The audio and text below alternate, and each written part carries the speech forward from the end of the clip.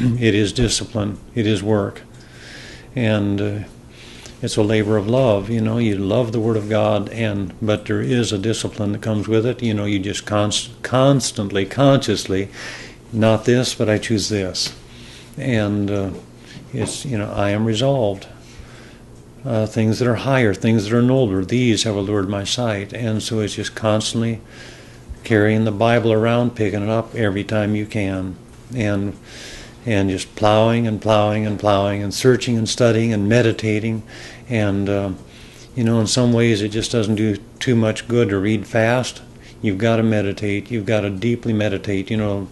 Here's Joshua chapter 1, this book of the law shall not depart out of your mouth, but you shall meditate in it day and night, that you may, how does it go? Study to do all that is written therein, for then you'll make your way prosperous, then you'll have good success.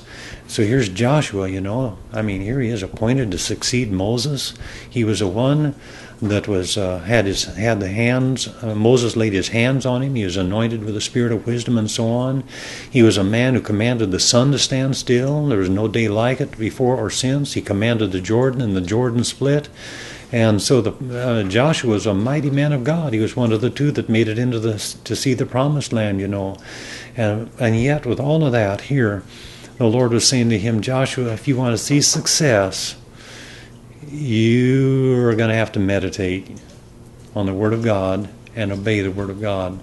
And so meditation, just like a cow chewing its cud, you've got to take time to be holy. You've got to take time to sit down and meditate on the Word, study the Word, follow the themes, look for a message. C.T. Studd, they say, what are you doing up here at 3 o'clock in the morning? He says, I'm looking for a new command to obey. And so, I like to draw lines in my Bible, take a lead pencil and a ruler. I always carry a little plastic ruler in my Bible, so it's real handy. And, follow the themes. Here, this word is mentioned here. Here's this word here. Here's this word here. And make connections, connect the dots. And it helps you to remember the themes the next time you go through. And another thing that helps, too, is to just always have a notepad with you, scratch paper, something, and write down every fresh thought. Write it down. If your father entrusted you with a $10 bill, and you would feel ashamed if you had to tell him you lost it.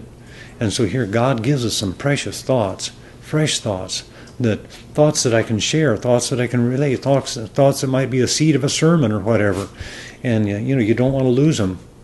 We want to be good stewards of the manifold grace of God, good stewards especially of His thoughts, which are more valuable than silver and gold. And then it helps too to memorize. Well, let me back up. On this other thing of taking notes, I found it helpful to, like in the book of Deuteronomy. Although I couldn't do it now, but at one time I could, just write down one main theme in chapter 1, some key thing in each chapter. And so then you can always think, well, yeah, Leviticus 16, the atonement, and Leviticus 13, the leprosy, and 14. And you got something you can remember in each chapter, and it kind of helps you to know that book, and a skeleton, on which you can hang other things.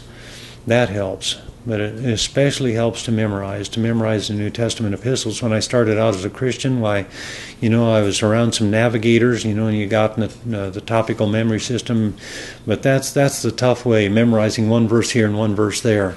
It's much easier, proportionally, relatively speaking, to memorize a whole chapter than it is to memorize one verse here and there, and also it's much easier to memorize the whole book. And you may not be able to you may get rusty and forget. You can't quote it word perfect after a while unless you're just faithful to review. But nevertheless, you never forget what's in that chapter. You know that chapter like the back of your hand.